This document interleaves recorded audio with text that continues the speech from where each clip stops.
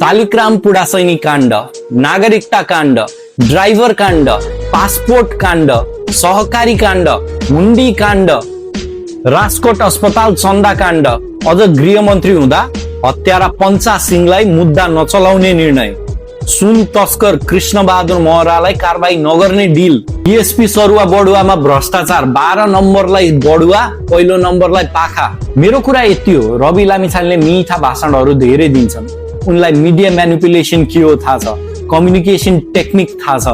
तर तपाईहरु एउटा कुरा क्लियर के हुनुस् भने कसैलाई पनि देवत्वकरण नगर्नुस्, क्वेशन सोध्नुस्, किनभने यदि उनी गर्नै चाहन्छन् भने आफ्ना यी सब केसहरू क्लियर भएर आउन्। पोलिटिकली हेर्ने हो भने एउटा कुरा क्लियर छ, हेर्नुस्, रवि लामिछानेले बालेनलाई साथ लिनुको रिजन नै उनी आफू प्रधानमन्त्री बन्न नसक्ने देखेर नै हो। यदि उनी आफू क्लिन हुन्थे र प्रधानमन्त्री आफैलाई देखिसकेका हुन्थे भने उनले बालेनलाई साथमा लिएर अगाडि जाँदै जाँदैनथे, जानुपर्ने आवश्यकता पनि थिएन, किनभने बालेनसँग पपुलारिटी छ